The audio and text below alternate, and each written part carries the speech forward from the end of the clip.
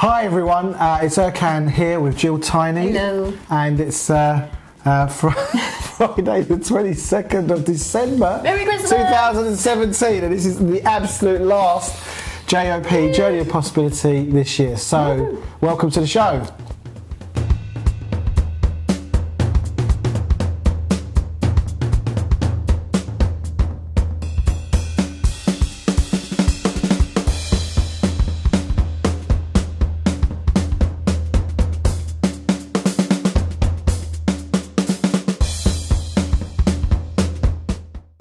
And we're back. So great. Drums. I love those drums. Great. See, the best. We saved the best one for just me and Jill.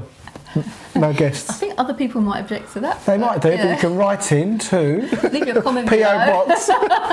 Yeah. So we thought we'd do a last of the year podcast to basically sum up our year. Share what we've learned and maybe give you an idea of how we got to those learnings and the difference it's made to the projects, and we'll kind of give you an update on that and a little bit about 2018, what's coming. How about that? Is that a good idea? Sounds really good. So how are you? Really good. I'm good. Christmas shopping all done? Yes, actually. Yes, this morning I got the very last thing, apart from food. And if you ever go to Tesco's or other supermarkets are available, it's manic at the moment, so I'm putting it off. I'm going to have a nice meal out with some friends tonight and then go afterwards at midnight, probably. Midnight? Yeah. Midnight at the Oasis. Right, so... But I was just realising that when we had Andrew Horder do the 2018, the last Known Be Known of 2017, and I believe he's going to be the first one. Was he? Of 2018. He's getting top billing lately, Mr. Horder. Brilliant. But he was talking about what you did in the last year and how daring, in capital letters. If it's in capital letters, it means that there's meaning between every letter.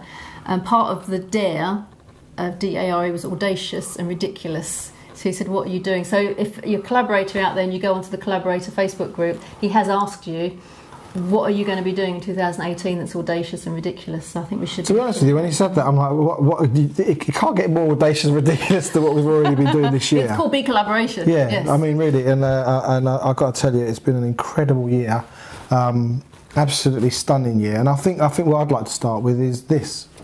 Yes. Because Jill and I were testing out a little Mevo camera back in early Jan after the Christmas break.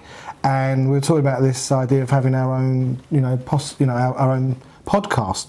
And well, this is number 17. Around about there, not quite in the 20s. Yeah, no, but we didn't start till I think it was May. So so we've kind of done. We've been, we've got started.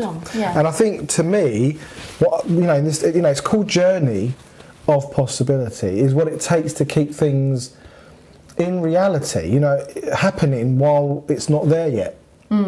Because it never feels like you're going to... It always feels like... If you're playing a big game, there's certain things that we have. We have goals and we set out to achieve them and we achieve them. Tick. Great, fantastic. But some bigger projects or bigger ambitions are not something you're going to get done in the very foreseeable future, as in job done. So for me, the Journey of Possibility was about sharing the journey with us and the collaborators, and to start something like this, you've got to overcome a whole load of things. I think for me, one of the big things to overcome was just creating a way of being in front of the camera. See, right now, there's no one here but me and Jill. And I always felt weird about that. Put me in front of a room of people, and I'm like, yeah, hello everyone. I'm getting that feedback, and the energy kind of builds. Feed off them. You get a response. You engage. For me, I guess the thing with creating content to camera was there's not really a response in the same way that you'd get with a room full of people or a bigger room with an audience. I mean, sometimes we've got our feet wet with live video as well, Facebook Live, haven't we? So you do get the little thumbs up and the little comments, and so you get some initial response. But in this kind of thing, it's done and dusted. and then you get responses afterwards, and it's that's been a big shift for me. And I think for me, that little 2.5 inches of glass on the camera lens was a very intimidating prospect at the beginning. I felt quite uncomfortable, and I think I've done so much now in front of the camera this year.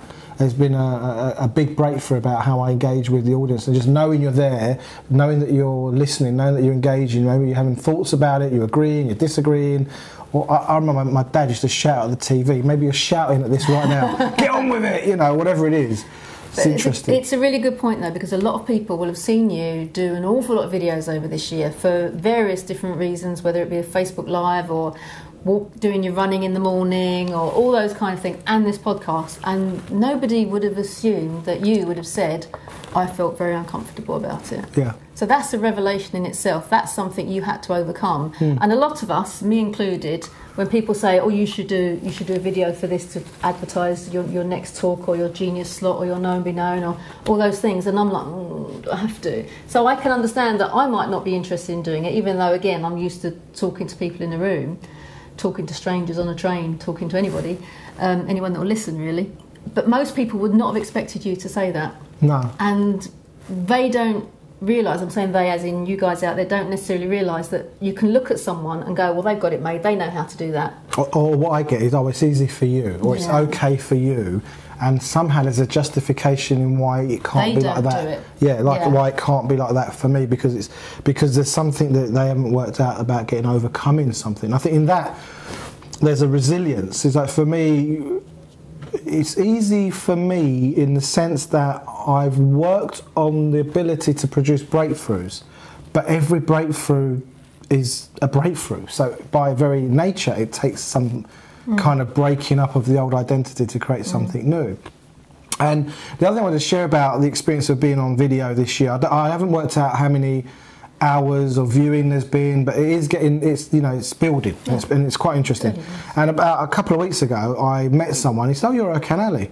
Well, he said hello to me. I said, "Oh, hello." He goes, "Oh, you're Erkan Ali." I went, "Oh, yeah, I am," because I've seen you on a podcast. And I was like, it was like there was an intimacy, or there was I just felt really. It was first sort of these. He knew you, but you didn't know him. He knew me, and I didn't know him. And I know that the content we're creating isn't just, hey, buy our new stuff, and it's not that kind. It's the content we're creating is quite engaging. It's quite in depth. So maybe some people have spent quite a bit of time listening or dipped in and out. So I think the more you do something, the more you do it, it's so I always natural to get better at those things. Natural, exactly. What's natural? So I always say to clients is when you have your hands out like that and you clasp them together and you do that, there's a natural way of being. One thumb goes over the other, so you do that. So your thumb naturally goes opposite to mine. So your left thumb. Hey, that's no surprise. But now, if you loosen your fingers and you just change it so that it's the other way around, it feels weird, doesn't it? It doesn't feel right at all. No. But if you keep doing it, and do that for about 3 minutes, you cannot work out which is the natural one and which is the unnatural one, because they both feel exactly the same. Absolutely. So we're looking back on what we've done this year. A lot of it has been new stuff. A lot of it has been hard for us. A lot of it has been coming out of our comfort zone. A lot of it has been pushing each other to do things. A lot of it has been going, I don't want to do that, but you have to get on with it. And we have not necessarily dragged each other's kicking and screaming, but there have been times when it's not been easy. And I don't want anyone out there to look at BeCollaboration and go, it's all right for them, they can do it. Or they get on so well, it works all right. Or it's not always a natural thing for us. So there are things that you've done this year that you're going to be proud of. What have you done that you've gone, oh, I really hated that at first, but I'm brilliant at it now? And I think the classic one that I remember when I think about collaborators is Angela Makepeace, when she did her very first Known Be Known, not comfortable in that space at all. And by another one and another one, 3 later, she loved it.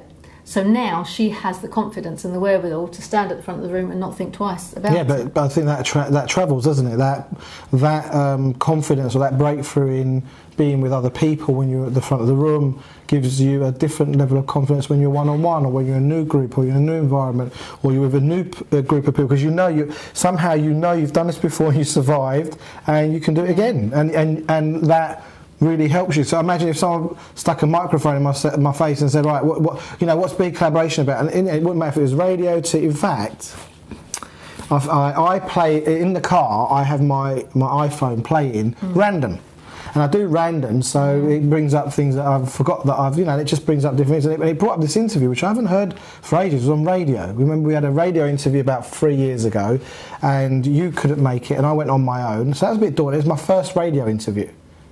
It wasn't the first actually, but it was Phoenix Radio, and I was being interviewed, and I listened back to this interview, and it was actually really good. and imagine like you get that chance to pitch or share or introduce people to your concept, whether it's professional, personal, a cause, or whatever it is you're up to, and they put that microphone in front of you or the camera or whatever it is, or it's a really heavyweight audience that can back you in something you're doing. You then can deliver, and I think that's what creating this content has done for me. Is like I just feel like you put me in front of anyone, I can hold my own, and I'd love to be put in a position where I'd go, oh my God, am I going to be all right? But actually, when in martial arts, I remember when I did karate years ago, you spent a lot of time doing this, like this, right? And I bet that's not how you should do it anyway. So you do like that, how you do that. And but when it comes into a situation where you need that, the reflexes go straight there because you've grounded that into your physiology, into your being. What do they say in the film? How'd you get to Carnegie Hall? Practice. That one as well. I was thinking of the wipe on, wipe off. Oh, wipe on, yeah, wax on, wax off, wax on, wax off. Again, because that's what it is, right? Right, and I've noticed that there's been a number of collaborators and also other groups that I'm involved in, that the more we've got in front of the camera, the easier it's got. I mean, it's not about the camera, it's about whatever it is. Yeah, I was just going to say that. So what is it out there that you're proud of, that you've overcome? But also, what are you thinking about for 2018? And maybe getting in front of a camera is one of those things. Just be reassured that the more you do it, the easier it gets, and the more you forget that camera isn't a person. It's a group of people that you're talking to. We're not sat here on our own. Well, the other thing, when we were preparing for this this session, we were talking. I was saying the other thing was that it was an idea in January. It was probably something that was brewing 2016, but early 27 we said. Yeah. 2017, I should say. I said to Jill, I'm committing to this, and it was like at the time, if I remember right, and correct me if I'm wrong, you were kind of, we've got all these other things to worry about, we've got this to do, we've got that to do, and you want to start a podcast? I'm like, yeah, that's what I want to start a podcast, right? So it wasn't reasonable. It wasn't like I said, hey Jill, let's do a podcast, and she went, yeah, great, let's do it, and it was easy, right? No. And it was an idea, and then there's the actions that follow, and then the reliable actions over time. Getting one podcast, an hour podcast, is a lot more work than the hour you actually spend in the podcast. There's preparing, there's setting up, there's the phone calls to So when you come up with these ideas, is really think about your ideas and think about, well, what is the ramification, what's the impact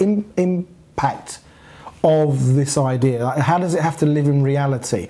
Who do I need to speak to? What, maybe you need equipment, or what finances, or people, or access to maybe certain places. Is actually have a thought for. I guess what I'm getting at is the idea will come. What is important is how you give it the conditions to survive. What are you going to put around it to make sure that idea doesn't just fall by the wayside? Because and then resourcing it, give it enough. Like you start having a seed, planting it, and then make sure it gets enough sunlight, it gets enough water, it gets enough whatever it needs, so it can. And then the other thing about it is, when you first start, everything is very fragile, like green shoots. There's no guarantee it will survive, so it needs a lot of tentative care at the beginning. And it's the same with any endeavour. And we're going to talk about some of the things that we started this year. One being the book. It's easy to go, hey, I'm going to write a book, and then you say to those people 6 months later, so how's the book coming? Oh yeah, I've done 5,000 words, and that's as far as I got. Now, but it's no different. The actual doing of a book is not really that hard. No. Doing this is not actually hard. Getting ready and setting it all up to make it happen, yeah. But also, if you've got the purpose, the reason why, you get shit done, don't you? You actually. I think so, I swear, but it's always Jill. Blank that bit out. Yeah. Mac, can GSD edit that out. Yeah. No, it's when you've got the reason why, you go through all of the hurdles that you have to jump over. And it's easier. So when Erkan said, I'm going to start a podcast, and I was kind of like, yeah, all right then, off you go. Because I didn't think you had enough in you to get it done.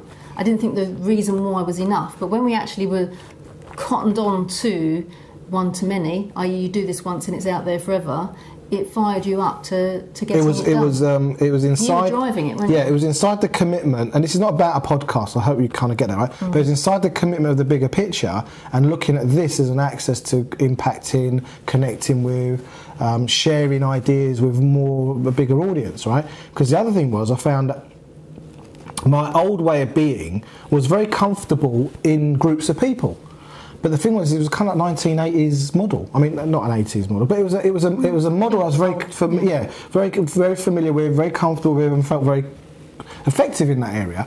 But the idea of creating content and putting it out on video or audio or both, audio video, was a different skill set. And so therefore, to learn those new skill sets and get reliable doing it has started to pay back dividends. And meeting people that you've never met personally that come up to you and say, hey, I've seen your podcast, I've watched a number of them, and you kind of go, wow, you know, people are finding it interesting, it's great. And then the other thing I've noticed this year is people starting to repeat back to us the things we've been saying.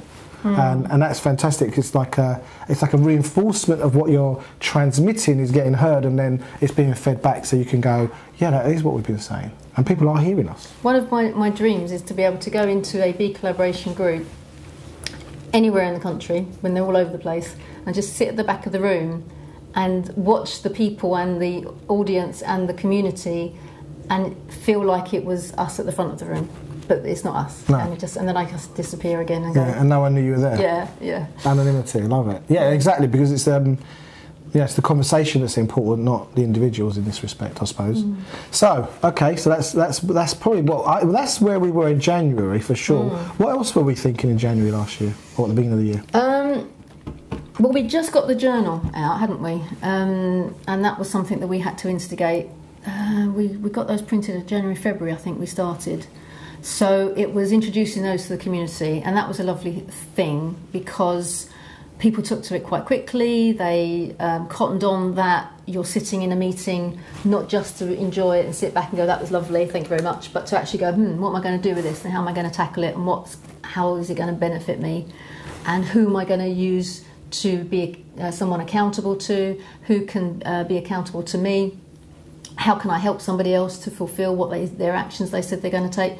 So there's a lot of things that have gone through in the journal, which before we'd allowed people to kind of do it on their own. So, okay, you've got that brilliant insight, that's fantastic, gone. Now we go, that was a brilliant insight, let us know next month how it's going and who's going to keep you accountable for actually taking that action. So by having the journal, then we've got that record moving forward, because it doesn't take long before you find something that's a huge revelation 1 month, and 3 months later it's like, yeah, I've known that for ages, haven't I? And it's just second nature to you after a while. But by having the journal, you can look back and go, oh my goodness, I mean, even today, writing in it today, this is my second one on the go, third one, and you can see so many things, so many stars and all sorts of bits and pieces. I just want to tie something up together, because there's the idea of a journal, or the idea of a podcast, or the idea of whatever it is you've got. Then there's getting it produced. So you've got to think it through, and the blanks, I think one of the most confronting things in life is a blank piece of paper. You kind of look at it and go, like that writer's block or whatever it is. So you get through that phase, and then we're going to talk about the book as well, but then you get it out, and then you've got to get people to, not get people to, but to see the reaction to something. And we've had resistance to the journal, we've had agreement to the journal, when we've had advice, you should do it like that, you should do it like that. And kind of like, just in that creative process, it takes something. It's easy to kind of get disheartened, and it's also easy to get lost in it, as opposed to creating something and contributing it, and then looking at how that is being received. The world that we live in, I believe, is very used to going, okay, this is new, well, that's wrong, why didn't they do that? They should have done that, well, that's ridiculous, fancy doing that. Well, I don't like those quotes, can't even read them, they're too small. And that was initially how people, some, not all, I grant you, came to us with the, we've done it now, we asked for information, what you wanted, we've taken that knowledge, we've put that into a book, and it's here. And some people were critical, because that was their being, that was who they were, that's what they thought was being helpful. There's critical analysis, there's pure criticism, and there's ways of being critical that actually can be supportive. But once I said to people, this is an ongoing process. I know it's not perfect. It never will be perfect. But if you come up with an idea that can make the next one better than this, then let me know. Then all of a sudden, people talking about the size of the print, it wasn't coming to me, because I know the size of this is a bit small. I know that's not the great space. I know we need more space for that. And we can see that, and people will suggest that.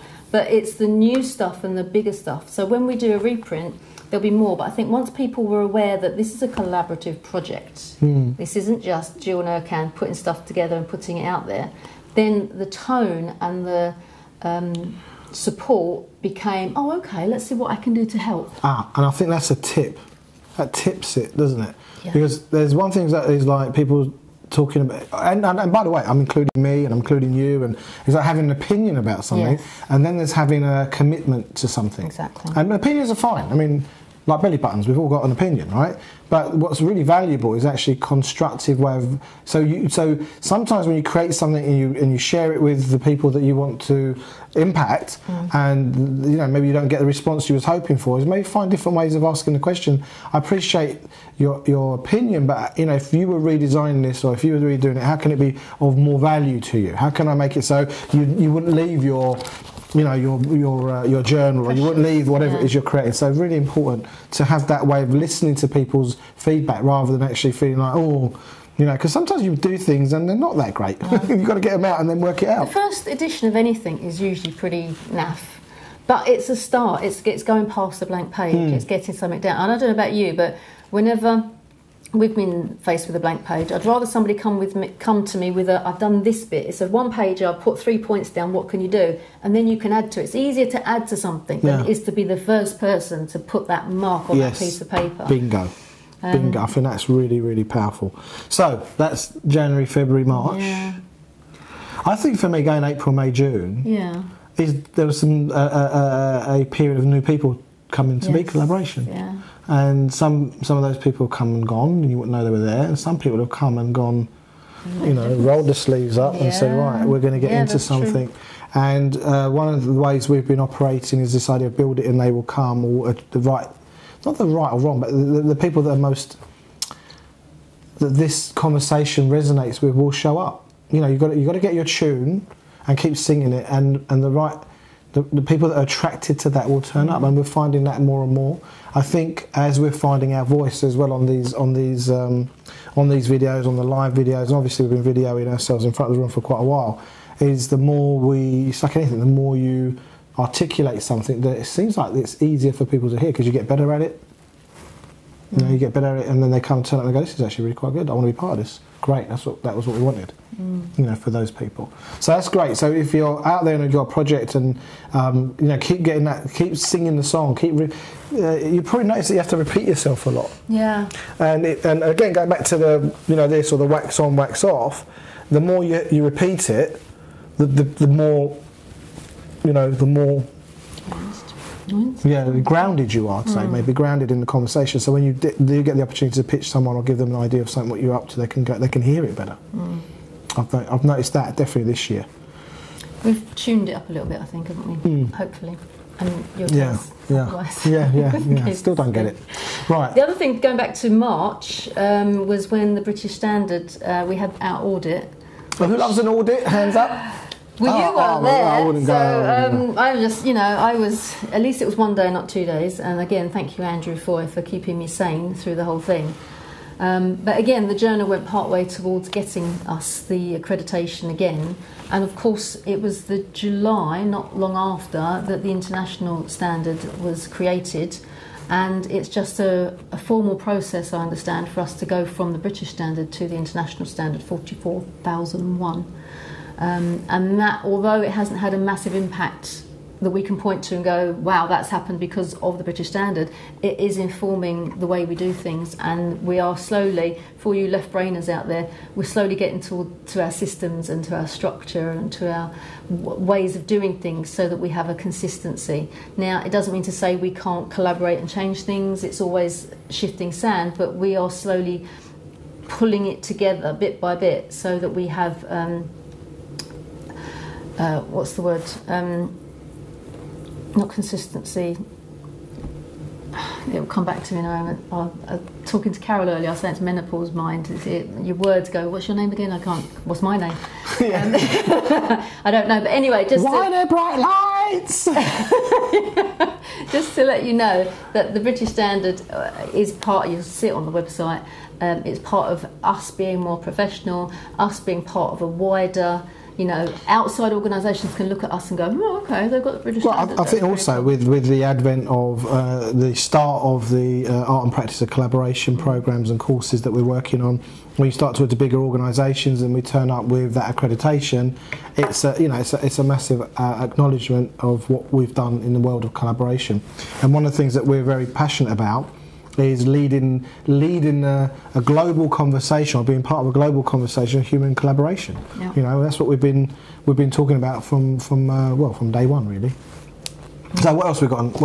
Okay, I'm just mentally going through the year. Actually, it was quite interesting, wasn't it? So I think you're right. I think in the summer we had the likes of Vanessa join us and Anne Gould, lots of people that actually are very much ready to roll up their sleeves. So Anne already has got involved with the Quest. She's been editing the Quest for us.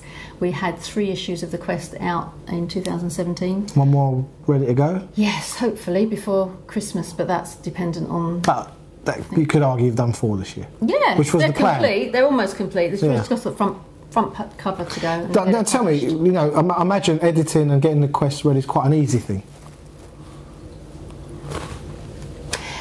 We had to bleep out that last bit. No, but seriously, you think something... Look, what I've noticed is that you look at a bit of content, and whether it's a motion graphic video or audio or a bit of publication, and we're so used to huge amounts of content, but the work that goes into creating content is quite incredible, isn't it? Yeah.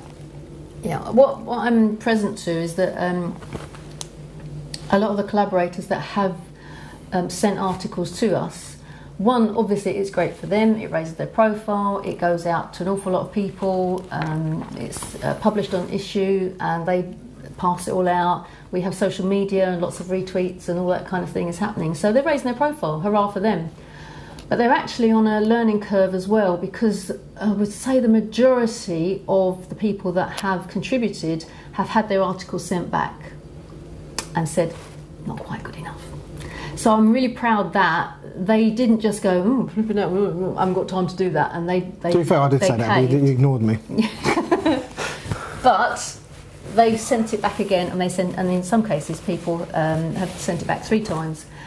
But they've learnt themselves that actually what they were producing was okay if you want to put a blog out, but for an article for an online magazine that is going out to thousands of people, sorry Scott, publication, it needs to be of a good quality. So hopefully you've not been disillusioned by the fact that your piece was sent back, but you've actually acknowledged it and had a look and improved it and made it better.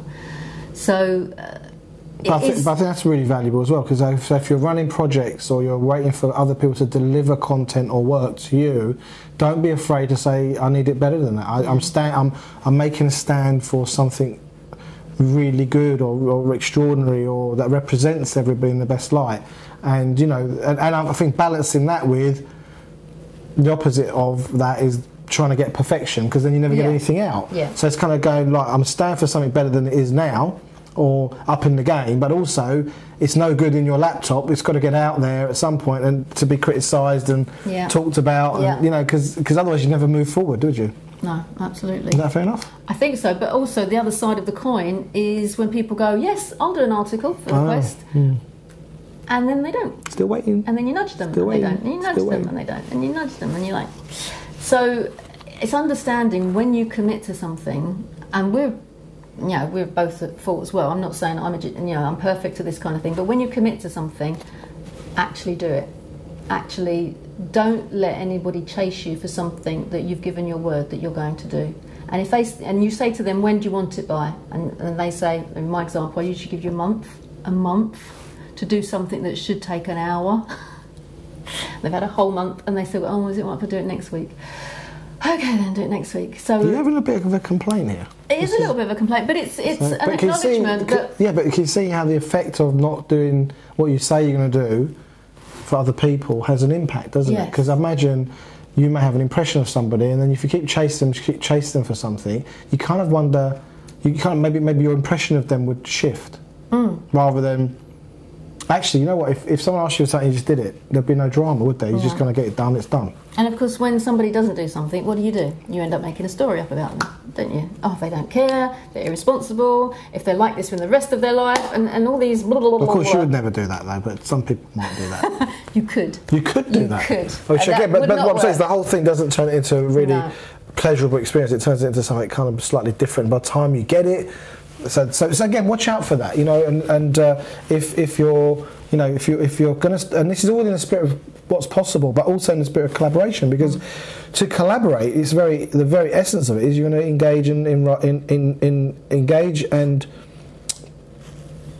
work with other people, and they may have different levels of working, different expectations, and also different skill levels. You know, you'll find, hold on, I didn't realise you couldn't do this or you couldn't do that, and maybe it's something you do really easy. I think that's really important to actually acknowledge people's weaknesses, or just understand that not everybody works the way you work. And I think as well, we were talking about looking at the vision and mission for next year, and one of the core values that I would like to have adopted is transparency.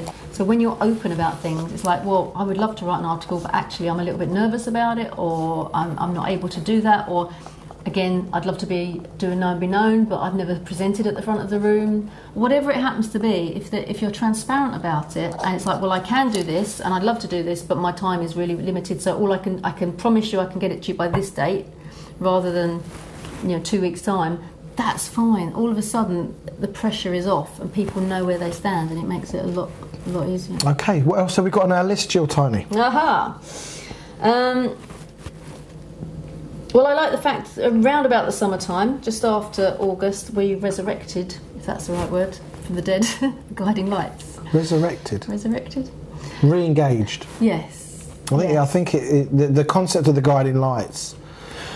So we did have a bit of an old model of, if you like, how we ran the organisation in terms of like a board. We had a board up until not this August, last August, and we've been working on this idea of self-organising. How do you build self-organising teams that kind of come together as a dynamic effect, as a flex and flow approach? Now, some people are going to go, flex and flow dynamic, what the hell is he talking about? It doesn't sound like it's going to work.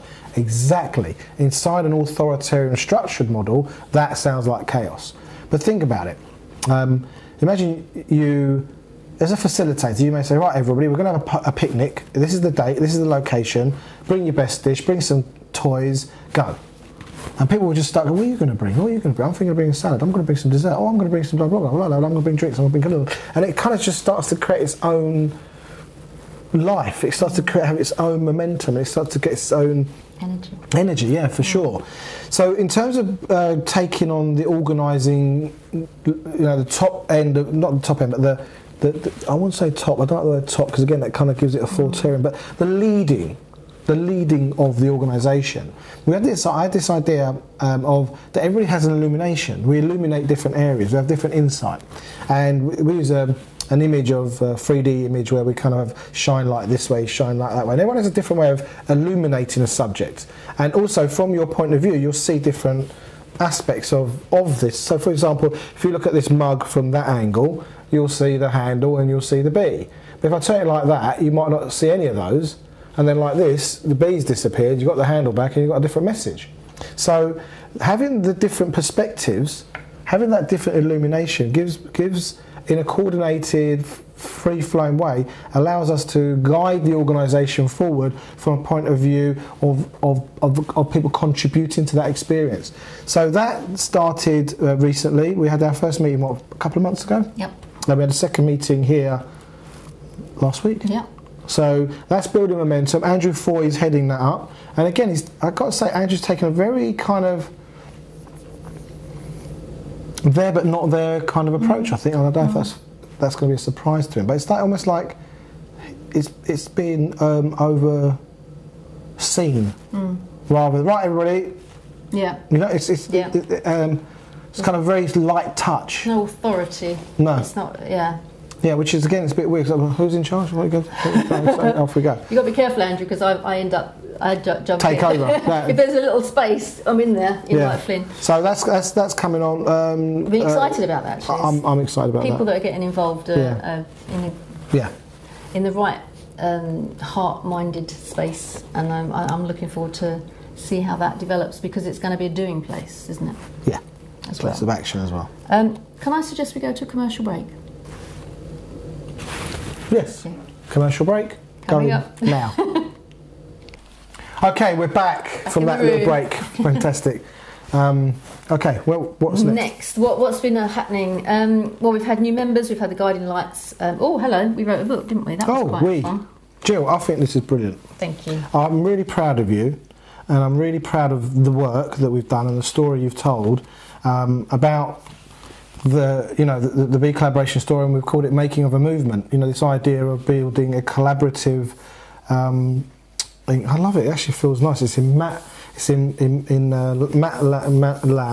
Lamb with Spot UV, which is a lovely combination. I could just keep touching this book. It's fantastic. Yeah. It's called Making of a Movement by Gill Tiney, and it's from fear, scarcity, competition. I've already read it. to love, connection, abundance. In fact, the other day, a collaborator was talking about something that we were working on, and he was commenting on maybe the organisation that we were. I'm not going to name names, but he was commenting on the organisation, and he actually quoted back to me this idea, but you can see it's people living in fear, scarcity and competition. It was kind of like, wow, these ideas are starting to live in other people's speaking, and I think that's wonderful. I think it's really amazing. So regarding the book, we launched it on the 6th of December.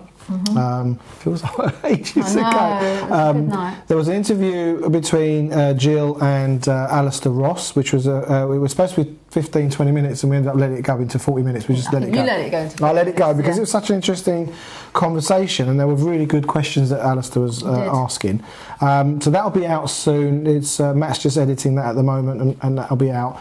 So what was your main intention when you started to write the book? What did you want to get across? Maybe a different question. What inspired you to write it?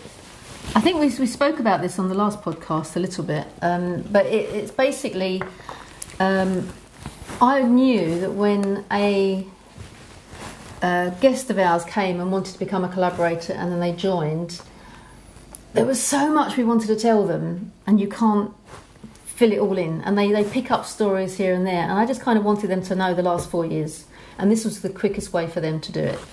And I wanted them to feel like they were more comfortable with the whole situation, because they knew the history, because they knew the background, because they knew what we'd gone through. And although we are a relatively new organisation, actually there's been a lot more than just a few meetings of people getting together and having a nice chat. There was more gravitas to it, and that's what I was trying to get across. So that was one level. And the other level was for people that have never heard of BeCollaboration before, and they could just sit and read that, and it would probably only take, I don't know, a couple of hours to read. It's not a massive read, but it hopefully, because it's telling my story, it's telling my journey. Now, every collaborator's got their own journey about what life was like in BeCollaboration. Like Andrew Horder said, the first person he spoke to was Dave Caldwell, and he remembers that because he felt looked after. He felt like people were welcoming, and how lovely it was to walk into a room full of strangers and have people come up and approach him. He didn't have to make the effort. So if you are a guest and you come and you want to get involved, you can just read that and find out a little bit more about it. Hopefully one day it'll be on the shelves of W.H. Smith's, and you're on your way to your holiday and you can read it on the plane.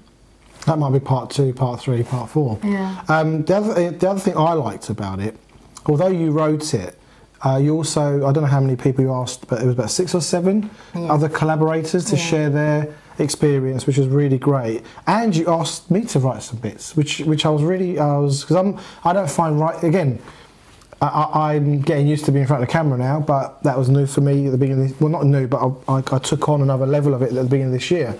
But the other thing for me is I find writing a little bit, actually I find once I do, I'm not that bad at it, but it's not where I go. I'd rather orate, I'd rather talk to people and engage with them, and I find that's where my sweet spot is. But when you're asked to put your ideas in print, although in video it becomes locked in history, I think the written word has a different Well, if you don't punctuate properly for a start, it has a whole new meaning. So you have to let's not get into grammar for now, right? but it was like, actually, because you asked me to articulate context, you asked me to, and there was a final piece that I wanted us to read. Oh, okay. Did you still want to do that? We can do that, but do you want to do that at the end and go through all the other? Yeah, we could do. So much going on. Yeah. So there was this. So it was in itself, it was a collaboration, because obviously the artwork, the getting it ready for print, the editing, but I'd say overall it was your project, wasn't it? I drove it. I wrote the majority of it, but I had support, and I don't think it would have happened this year had I not had that WhatsApp group. That was probably for me the biggest. So do you want to explain that, what you actually went about, how you did it? Okay, it was Beju that started it when I said I asked the collaborators, would you nudge me on it? Would you be accountable for me? And so Beju set up a WhatsApp group, and several people said, yep, I'll do that, and he put their names in it. So they all knew that on a Sunday, that's my time for writing. So this wasn't the day job. This came out purely out of my spare time. On a Sunday, I would sit on my bed at about 10 a.m. in the morning, and I would text everybody first saying, I'm going to do 1,000 words today, or 2,000 words, whatever it was. So they knew. So if by 2 o'clock in the afternoon they'd not heard anything from me, I'd start getting all the, how's it going? Hope it's going well. Everything all right? How many words have you done? And if I managed to do 2,000 words really quickly and go, woof, I can go off and have some fun now, especially during the summer, I'd quickly, hey, I've done 2,500 words, I'm off. And then great response, going, yay, fantastic, well done, brilliant. So I did my 30,000 words or whatever it is, literally in 12 weeks. So it's 12 Sundays of me sitting down. But I wouldn't have been that dedicated to do it had I not had them going, how's it going? If it had just been down to me, a book for me, to get out there, all about me, I probably wouldn't have done it. I wouldn't have, I would have done it eventually, but I wouldn't have done it in 12 weeks. So I thank them. They spurred me on. But what I found really difficult was the next stage of the editing and going back over it, and then the redrafting. But to me, it just sounds like one challenge after another challenge after another challenge. And I think, you know, it's great to be in your sweet spot all the time, but sometimes you've got to get out of the sweet spot and just do things that have to get done. And I think that's the other thing that I've noticed is that, you know, there is a certain amount of that in any project. Unless you've got that kind of funding or organisation, you just hand it all over and pay people. If you care about it, you don't want to just do that. And you don't, no. So it was very important to me. So when it came back edited and it had been changed to a certain extent from the order that I put it in, that freaked me out a little bit, and I had to go back. And it was like working through sludge, because it was somebody else's thoughts and opinions, and I had to go, well, I see where they've done that, and that's good, and that actually makes it much better, but I don't agree with that, and I've had to move it back again. So you're taking large chunks. And the other thing for me is I'm not a great technical person on the computer from that point of view. So when you are working in editing in that program, it's very difficult to kind of take bits here and there and move them. It's not as simple as doing it in Word, and I hadn't been trained and learned how to do that. So frustration setting in. So every time it's like, oh, I should do the book. Oh, I don't want to do the book. Right, I've got a question. So there's a butterfly on the front of this book. Why is there a butterfly? Do you want to explain to our audience? Because within BeCollaboration, we, in our introduction at least, there's butterflies all over the place. I have a jumper that's got butterflies. So that little poem called Love is like a butterfly. Oh yeah, that was a good one. I have a butterfly. I can't believe I did that. It's Wendy Craig, if that's when Nicholas Lyndhurst was his first acting job, wasn't it? He was good in that. Yeah. That's 19, whatever. Anyway, so butterflies is our thing, and it's kind of happened by accident design. A lot of butterflies are out there in lots of different businesses, isn't there? The butterfly effect and things. But in BeCollaboration, it represents something very specific. Yes. Isn't it? And well, I've kind of asked you the question. I'm going to end up answering it. Go for it. So one of the things that people ask is why is there a butterfly at the front of the page, and it's butterflies in subtle places around BeColl that people go, well, you know, if you look at one of our businesses, it's like they are about, and it symbolises transformation. If you think about the life of a caterpillar, and you look at the life of a butterfly, very different worlds, very different possibilities, and the idea of transformation is you can't stuff the butterfly back into the butterfly. It's just moved on into a completely different entity, and it has different opportunities and possibilities. So on that note, there's this beautiful book that Scott Campbell bought for us on your book signing day, and in it we're basically going to use it as a guest's book. and people who visit and collaborators and whoever comes to our meetings, is for them just to sign in and put a little note on their experience of being around BeCollaboration. So we've kind of started a little tradition there. So that'll be at our meetings for people to give us a little. So we've got people that were at the book signing have already put their 2 penneth in there, which is lovely. So that's the start. So we'll remember that's the start, and we can carry it on at meetings as well. So I'll have that with me for our guests. What else? What else we got? Well, going to talk about the website. That's come on in leaps and bounds from this time last year. That is probably what I suppose that's. Cause it's such a visible thing as well, because we did have a bit of a Frankenstein website, and it kind of evolved in one way or another, and then around about February, March, was it? Maybe May? No, it was May.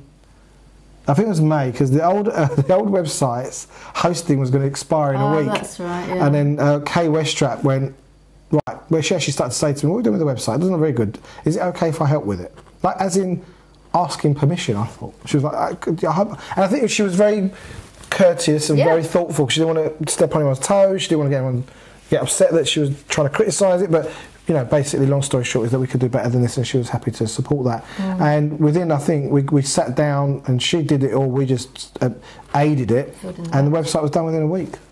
3 days, I think. 3 days, and then obviously it's been evolving since. So this new website has kind of made the community look fresher, more concise. I think it's easier to understand what it's about. There's a members organisation, and it's evolving. I was just going to say, I like the journal. It's ongoing, so you can go onto the website now and look at it and go, well, that's not great, and that's not great. We know it's not perfect, and we have a long list of to-dos. If you want to come and help us in any way and you think you can make it better, by all means, come in. It's an ongoing thing, but phenomenally, Kay has really. We've said this before. We love you, Kay Westrap. We've can't believe what she's done for us, and it's just an amazing. It's a mini collaboration between the 3 of us. But anyone that's got suggestions, not opinions, suggestions of how they can make it better. The other thing Kay, I think, brought to the table is she made it look easy. I'm sure it wasn't, but she made it feel easy for us, which was really a real. I felt like she was in charge, and I was confident in her. And we were just aiding her along, and she was like, right, what do I want on this page? Give me the copy, give me that. And it's kind of just went through it. Felt very looked after, and it was a lovely feeling, actually. Okay, so I'm really pleased about the website. That's Thank you, Kay. Leaps and bounds. Open space was a great thing. That's what the hell's an open space, Gill Tiney? Well, I didn't know what it was. Did you know what it was? I hadn't any experience of that before, and we had Andrew Horder, Mark Neild and Colin Newlin having a pint at the bar and coming up with a genius idea. And we said, great, off you go. And I didn't think they were expecting us to do that. I called them on it. And it was brilliant. And so the guys are still working on it. We're looking to do another one next year, possibly on a Saturday. Do you want to just explain what it is? Good idea. So, open space is a place where ideas are born. Ideas and projects are created, whether it be a small project or a larger project. We were working on the premise of it being a 3-month project. So all of our collaborators, we handed over a normal London meeting. So there was no known be known, it wasn't the normal structure, and the boys just took over the whole meeting. And we came with ideas and thoughts and projects that we wanted support on, we wanted to collaborate on. And I think we had a total of about 7 different projects. And then we kind of honed down where we could make a difference and how we could help. And we split off into different groups, and different people were saying, I can help you with this and I can help you with that. It's kind of very free flow, dynamic, kind of self-organising principle, wasn't it? And there were principles and rules of the game. Yep. You vote with your feet. If you don't feel like you're adding value or able to help or excited by a project, you walk away, and nobody is offended by that. There were so many bits and pieces. I like the idea of being a butterfly or a bee. And what's the difference between being a butterfly? Bam! Do you remember? No, I do. A butterfly is about going to one group and hearing something that's really useful that might be useful over there and taking it and sharing it. And a bee is kind of going and going, what are you doing? What are you up to? What are you kind of getting some energy into the space and being a sort of busy bee and kind of making it happen fast. I didn't actually catch that. I knew there was the bee and the butterfly, but I didn't actually work out which one was which. Okay, brilliant. And then the other thing was there was this the way they set it up is, which I liked, is that whatever we get, we get. Whoever turns up is the right people. Yeah. And it's kind of like whatever happens, it's just perfect. So just chill out, enjoy it, engage with each other, and see what happens. See what it's like. It was an experience event, wasn't it? You experienced the event, and things like Angela wanting to write a book and get some stories in. And she's collecting love stories. Them. Yeah, it's all about how you experience love, and that might mean between a husband and a wife, or a pet or a child, or any sort of relationship that how that love came to you. So she started immediately going around and interviewing people, so she's got it off the ground, and a lot of people were really excited by that. Do you know how far she is with it? Because I think I was the second one she interviewed, and then I think she was going to send it off for transcribing, and I haven't heard anything since. I was wondering if there's any news on that. I know she's done a lot of interviews. Has she? So I don't know what's happened since. So watch out for 2018. We'll bring you up to speed on Angela's love stories. I think she called the book Love Stories. Okay. I think. So she wanted it to be like a coffee table book where people could kind of just be inspired and enriched. It's like Chicken Soup for the Soul, but specifically about love conquering all, I think. And who wouldn't want to read about that, really? Yeah. So what else have we got? That must be it. I mean, you couldn't have got any more into the year. Oh, we did. I keep going. The introduction. We've changed that. Yes. So now if you want to come to an introduction, the only live one is going to be in London, or is in London. So for anybody, if you've got any friends that want to come as guests to BeCollaboration in Hertford, Surrey or Essex, they will be sent a video which is half an hour, which is not us like this, but it's a PowerPoint presentation with us talking over it to explain the concept of BeCollaboration. Now that's going to go into the collaborator area, isn't it? No, but I think the plan is to do one more, because we've kind of done 2 draft versions. We're going to do one more, and then that'll be available on the website and so publicly. Can use it, so we've been just testing it for now, but we'll like to have that, so anybody can go, right, what's all this BeCollaboration about? And there'll be like maybe a 2-minute version, 5-minute, and then the proper half an hour, because we've just found that you cannot distill down this. It's not a bite size. It's not a sound bite. It's far more. You've probably experienced that yourself when you're trying to share with people. You go, "What is BeCollaboration?" You go, "Well, it's kind of like feeling." It's tough. We get that. So at least if you have a video that you can share with people, that would be great. So we've got a new introduction. So I guess that's a little nod to continual and ongoing development and improvement. So that's another thing. So there may be things within your business or organisation or your endeavour that you kind of stop reviewing. And in fact, our holy grail, I guess, it's been the vision and mission. And I've got it in my diary to review it before the end of the year. So I don't know if I will do it, but I've got it. You can't go out New Zealand. You haven't done it. You're not allowed to go out and party. I've got. I actually was going to put 2nd of Jan to get it done by, and I went no, 31st. So you can do it. I could do it. I still feel like I've got to sit down and actually, but I don't want to just make it like a brush up. I want to kind of really, really condense the learning of the last 4 years, because that's held us in such good stead that if I start rewriting or rejigging, I don't want to break it. No, it's not even about nothing's about breaking. It's like I don't want to. Was it? Is it don't keep messing with it? If it ain't broke, kind of thing. So it's that kind of thing. But I am clear. It needs a little bit of updating, and maybe bits replaced and redone.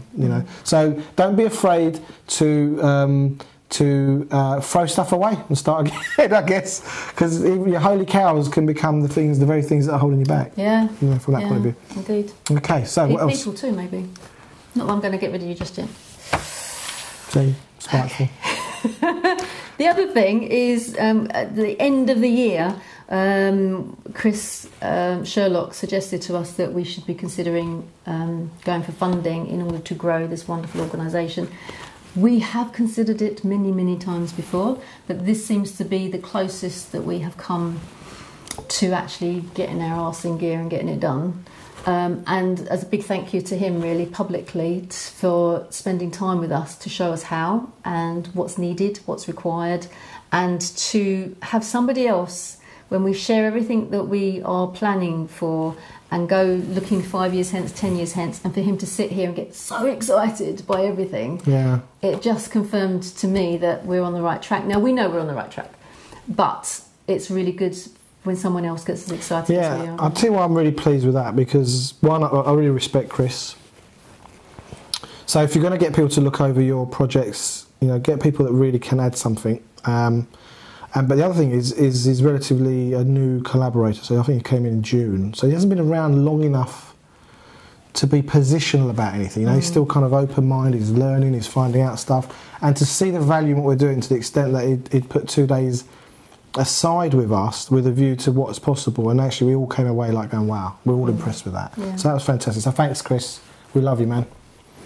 Anything else? Definitely. Well, that's a learning curve for us. This was all the stuff that we've done. It's the doing. And I was making a little list for myself, and I was just thinking about the being of BeCollaboration. What have we achieved in everybody's being over the year? So, to my mind, it's an obvious one that we've built stronger relationships with people. We've had some amazing new people join us, and as a result, I think Carol May is a great example, because she came as a guest, and the day she was here as a guest, she said, "These are my peeps." And she came here a couple of weeks ago, a bit longer, for a podcast, and we were going, "So how long have you been here? About a year, 2 years?" And it's not that long at all. She's not, no. And it's like 6 months, if that, I think. But it feels like she's been around for such a long time, because she fits in so well with what we're trying to achieve. And it's this kind of comfortableness that we're having around people at the moment. That I wouldn't use that word personally, but I'd say more like alignment rather than comfortable. Well, comfortable as in it's easy. It's flowy. Like, yes. Yeah, it's like it has a flow. You're not. I guess what I it don't is. have to convince them or persuade them. Yeah. Or, You have similar views about things, but not necessarily that they have to be, like the same. No. And I'm finding that's a real aid to collaboration. Is to do a little sense check of values. And the other thing I've been doing this year is bringing collaborative arts to different projects outside of BeCollaboration, and putting those principles in place. So people and you find that, when sometimes you get involved, you get people, you just flow and you bounce off each other, and it all just seems kind of. You said comfortable. I wouldn't go with the word comfortable, but like there's an ease about it, like a flow, as opposed to like you're hitting against something. Yeah. And I think the last 18 months, 2 years, I felt like we were kind of hitting against things, and now more of the people around us I'm experiencing are getting what we're communicating, and they're bringing it up a notch, and they're sharing an idea, or they're supporting something we're saying and go, yeah, that's really great, let's take it to the next stage. So that kind of flow, I'd say flow. Okay. I still like comfortable, but I get flow as well. That's fine. Well, you're welcome to your opinion. Matt, edit that bit out. Cool. But that's been really great. But also people have challenged us as well, which I like. It's like they don't take us as the holy grail, they take us as, but why did you do that, and what about, and they actually came across like this, and we're like, oh, okay, that's interesting. Well, you should pay attention more then, shouldn't you? I'm joking. Okay, what else? Okay, and we've watched people grow. I think that's a lovely thing, and personally I think we can both acknowledge that we've grown over this year. It's been a phenomenal journey, and stepping into a new space and having people acknowledge you seem to have changed and you seem to be different and what's going on, and that kind of. So my new being, a lot of people have said about stepping into leadership, and I feel like I'm making that leap. Is it a leap? I don't know. I'm taking fairy steps probably, but I'm getting there, and other people have kind of acknowledged that, and even people that know nothing about BeCollaboration have acknowledged that there's a difference. So that has come about as a result of all the different things, bit by bit by bit, that I'm learning from other people, that I'm taking from other people, that when I work with other people, how it's all coming together. And I think it's an acknowledgement for me of who we need to be in order for this to become what it should be. Because at the moment it's great, but actually this is our foundation stage, and if we're going to be putting the top brick on the chimney, I need to be a different person in order to be able to reach that chimney and put that brick on top. So I've started that journey personally for myself, so that I know I'm going to be strong enough, empowered, and ready for the onslaught of what's going to come to us when we're out in the big wide world. Because it's going to be like that. There's going to be the trolls out there. Onslaught. I don't want no onslaught. Give me a break. It's going to happen. No, but I'm leaving that in 2017. Thank you very much. But no, I think what I'm hearing is that you can't be at the front of a room talking about transformation and possibility and what is possible without you going through what you need to go through, your own metamorphosis, your own transformation. And I think that's been clear in you. And I think although we've been saying it for a while, you've actually, I feel like you've turned that. This year's been quite instrumental in your shift to that next stage. Yeah. And I think the thing is, if the project's big enough, it'll call for you to become the next thing, and the next thing. And it's still ongoing. Because the other thing I was working with. Well, as you know, everyone knows I work with clients, I work with business owners. So your business at the current stage is a reflection of you. And if you transform an area of your communication or your being or your effectiveness or your communication, 90 days later you'll notice things are shifting. And I use 90 as a good number because although you shift immediately, by the time you take the actions, by the time you get people involved and they hear it and it kind of starts to take on a momentum, a good 90 days is a good way of looking at whatever you've got today was from 90 days ago. Yeah. And I think that's definitely shifted in you. And it's not like, and I think quite often people, I'm not saying this is true, but I guess leadership can be confused with getting harder on people or more accountability. That is a hardness to it, and I haven't experienced that in you, but there is definitely, contrary to hardness, there's like more of a presence, which is all being rather than forcing. Yeah, it's more about pulling it out rather than. Coaxing. I don't know. It just seems like a gentleness about it. Not stick, maybe. Yeah, maybe. I don't think carrot stick's not the way I want to go. Right, but it's like your last Now Be Known delivery. The last one you did, I think it was November at Hartford, was just fantastic. I mean, it's the best I've ever seen you, and it's like. Sadly, nobody's ever seen. And no one's going to see it because. Because we're still learning the technology. No, there's been a breakdown. The video didn't work properly. We've got the first 10 minutes. Okay, yay. Well, you had to be there. You missed it, didn't you? Exactly. If you weren't there. Yeah, so there you go. You have to come to the next one. So well done. I'm really proud of you, and I'm really chuffed that the book's out. And there's so many things we've got nailed this year. Yep. And they're all still foundational pieces, really. And there's nothing more important than your foundation. So fabulous. I'm very proud of what I've created all round, really. Relationships, stuff, and the future for BeCollaboration. I think I'm more grounded in where it's going.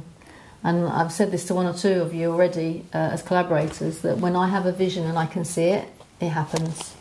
So if you want to get on the bus with me, this is where it's going to happen. With or without anybody that's in the community, I can visualise it, I can see it very, very clearly.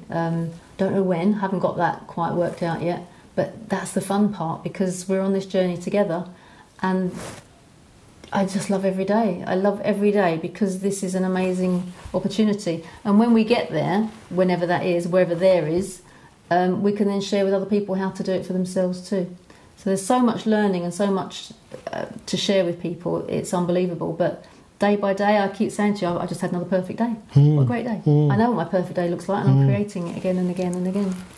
Okay. What would you say then for your being for BeCollaboration in 2017? Well, just the big one just came last week, I guess. I mean, it's like I got it in before the end of the year. So for me, I really took on, at the beginning of this year, breaking every part of me in the sense of what I think is possible. We launched a new business this year outside of BeCollaboration.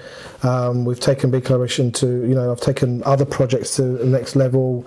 I don't want to go into the other stuff, but it's just, but I kind of put myself into a position where everything, the way I am around overwhelm was always one of drama, and I'd have this thing, and you wouldn't see it in front of the room, you wouldn't know it here, because getting showtime kind of thing, right? But in my own personal, authentic self, I always felt overwhelmed, and there's too much, and I can't keep up, and I had this drama about it, and I kind of really got that flat for myself where that came from. And I found that in my, and you look back at, well, I don't even think it was my own story. It was the story of my father. My dad always made work had to be, that kind of work is hard, and life is hard, and money doesn't grow on trees, and it's all very difficult. And I had this thing about, actually, I've got to make it look difficult so other people appreciate me. There, I said it. And I've kind of looked at it now, and I feel like I've outgrown it. I don't need people to appreciate me, I just need to get on with things. But in a way, with flair and ease and finesse, as opposed to, like, I've got to make this look difficult. And that drama, literally, I had this insight last week, and already I'm experiencing like an ease with things, because right now the only drama in your life is the one you're creating, and we know that. But notice notice where in your game or what you're dealing with, how your boat creaks. You know, like when you're on a boat and you kind of go like this, you know, or the other, you know, the older eagle signs, don't let the sound of your own wheels drive you crazy. Is what noise do you make when you're, you know, what are your telltale signs when you're reaching your limit? Is it, you know, like, oh, you can't trust anyone? Is it nothing I've got is any good, or no one buys it? You know, you probably have some themes, and noticing those themes is a really great way of starting to be responsible for them. So for one, for me, and you know, this week I was looking for a photograph, and I was going back through the year through my phone, and I've got about 8,500 photos on my phone now. You know, BeCollaboration meetings, track days, events, this, that, blah blah blah blah, and I just, you know, time with the kids, time with the family, outings, adventures, and my life is very much about being out there full pelt. And I kind of realised, and I'm doing a lot. You know, it's not surprising that you'd have a little bit of creak and a little bit of struggle with it. So articulating that, I kind of got that drama for myself, and what I'm looking for is, and I haven't quite articulated it, but I'll get it before the end of the year, and I'll share it in the next podcast, is this new level of being that has things happen because of the leadership and the structures and the people around me, rather than me having to do it. I guess getting rid of that story allows me to just let other people show up. A bit like, I guess Kay's a fantastic example. She just came along and it was done. And it didn't feel like we had to do a load. Obviously we had to do stuff, but it felt like allowing others to contribute and take their part, rather than feeling like, oh, I've got to do it all. And that sounds very obvious, but that's it. So that's the breakthrough I've been having, and then taking the game to the next level. And we're looking in that, in that for 2018. So we're going to take a couple of weeks or 10 days odd, and then we're back onto our first meeting. Is it the 5th of Jan? Thursday the 5th? 4th is the first meeting, our Essex meeting, and then we're off and running till end of July. So we've got a real busy couple of 6 months, 7 months of going for it. What's on your mind at the moment about 2018?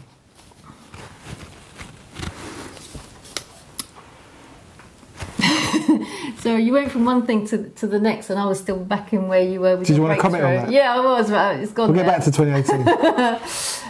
Well, okay. So I'm looking forward to test driving the new Erkan in 2018. Exactly. So what I wanted to reiterate is that both of us are. I want to reiterate that we've not got what it takes to have a global organisation transforming the human experience.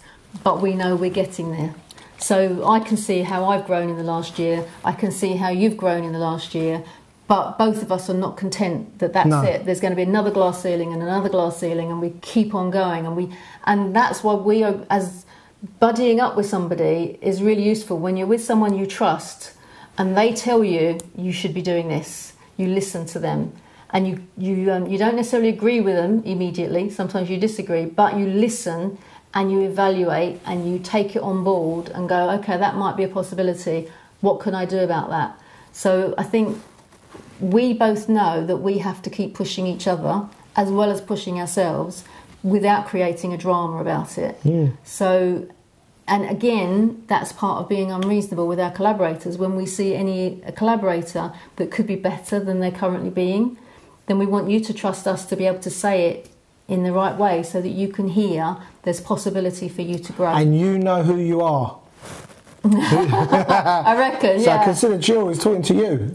Yeah. That's everybody, actually, by the way. And we want... But that's the thing, isn't it? Is that culture of up in the game, up in the game, up in the game. And we want the best for you. And you should want the best for you. And you should want the best for us. And you should be telling us. You don't have to use the word should. I wouldn't use the word should. I'd say it's a privilege. It's something. It's a gift to yourself. You don't have to. There's no should in it. I wouldn't say, but I would say. I would like them to put it that way. I would like to. so I was read in should. I want you to want the best for yourself and to be the best for yourself, because we don't want a community that's settling for good enough. That isn't going to float my boat. That's not going to work for me. I want a community that is ready to push new boundaries, new ways of being, to bring people in. Consider, have you ever invited somebody to a BeCollaboration meeting? And if not, why not? Maybe that's a breakthrough you could be having that would be a great breakthrough for your business as well.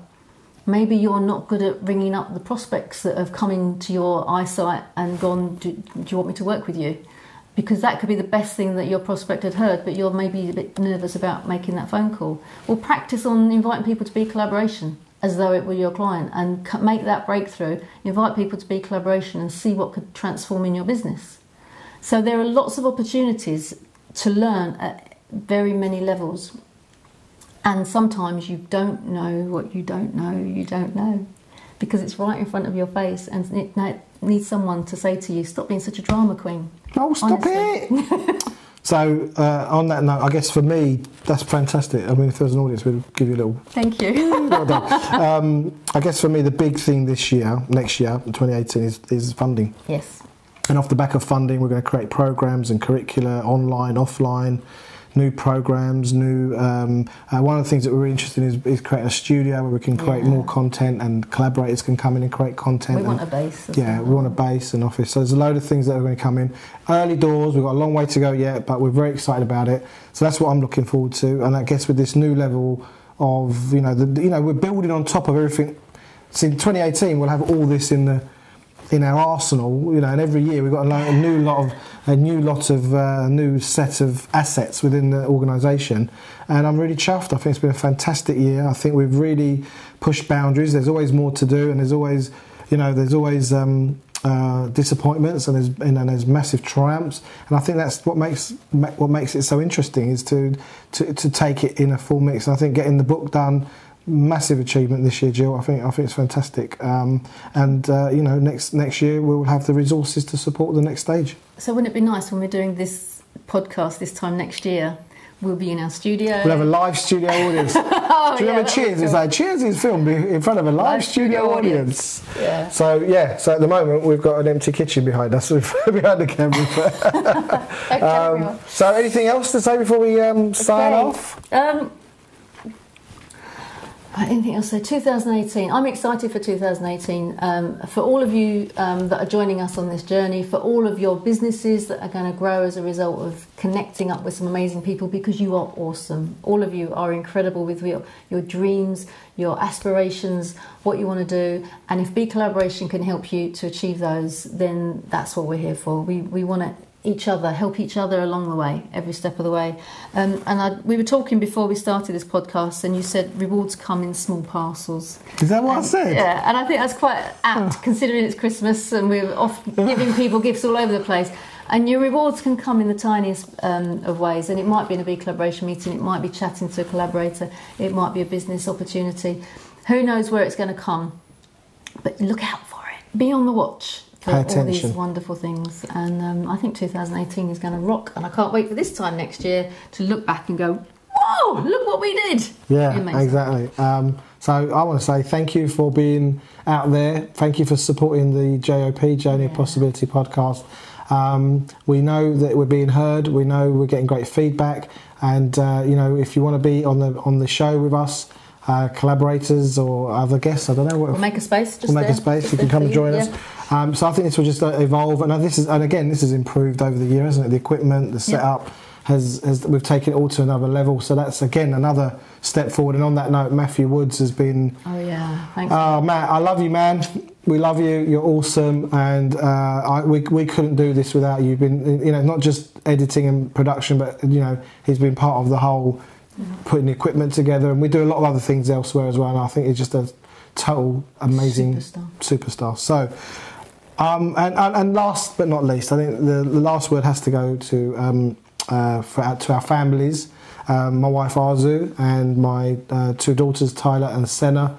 What we're, I'm going to speak for myself, but what we're doing here is really unreasonable. We're doing this on top of all the other things we have to do to make a living, manage our fitness, do the family stuff, the household stuff, and all the duties and chores and responsibilities one has in life. But we still have all of those, and creating what BeCollaboration is as in partnership. Jill and I couldn't do it. I couldn't do it without the support and encouragement of my my immediate family, my children and my wife, and Tyler and Senna are complete contribution in terms of their support and inspiration. Sometimes they watch me watching videos. Dad, you must love your voice. You keep listening to yourself. And then sometimes they sit and they listen to stuff and they go, "That was really good, Dad. You done really well." It's like, it's fantastic. And they've been they've supported this all the way, even to the extent that Tyler visits. I don't know how many she's visited now, but she's visited a number of meetings. She knows the collaborators, and she says she's going to be working, with us when she gets older. Okay. And she's already contributing. And Senna came to the book launch in December, which is fantastic. And of course I was there. So, and then obviously I'm sure you want maybe a little message for Alan. And Alan's all right. No. Alan is incredible because I think in the beginning, 4 years ago, he didn't get it, probably, and he would, I think, admit that now, but he didn't stop him supporting me. He always supports what I'm doing. And as time's gone on, he's critiqued it, he's seen loopholes and gaps and things and suggested things. But what I like as well is that he looks after us from the point of view of looking after the accounts. So I don't have to bother sending out invoices or checking go card lists or keeping spreadsheets and all that kind of thing, because he's gone, that's my thing, let me do that for you. And he does it, just in the background, doesn't he? We don't, he doesn't give us any hassle or any stress over it. So one, practical help, which is, he knows I hate that and he's doing that for me. He's probably doing it for you as well, but he's really doing it for me. And then also, every time I stand at the front of the room, he'll make you were brilliant, you were amazing, you were fantastic. And it's like, well, I know you love me, but he says it as well, he doesn't have to say that. I could take that for granted that he's kind of on my side, but he is constantly geeing me up and getting me in the space. And he's always acknowledged us for what we've done. Yeah. And I think knowing that our partners support what we're doing, and in fact tonight we're all going out for a meal together, aren't we? Which is the first time for quite a while. Well, as in 2 weeks ago. But just us. Just us, nobody else. Just us as families involved in this amazing endeavour. Alan and Arzu can sit and have a good whinge. Yeah, they can have a whinge. I'm going to have a drink tonight. No. I'm going to have a drink. I don't care. I'm going to watch been a while. So listen. Have you asked permission from Chris? I think Chris has given up on me. So for me, Ken, Ali, and me, Gill Tiney. It's goodbye from me, it's goodbye from here. Yeah, exactly. So listen, whatever you're doing this Christmas and what you're looking forward to 2018, we wish you a wonderful time with your family and friends. And if if you're going to be having some quiet peace to yourself, good luck, man. I think that's probably a bit of a downtime, recharge. Gather your thoughts, get yourself together, and we wish you all the best for 2018. And our next podcast will be coming up in January. So have a fantastic time, everyone. Get ready to roll your sleeves up for 2018 because we want you there. See you then. Take care. Bye. Bye.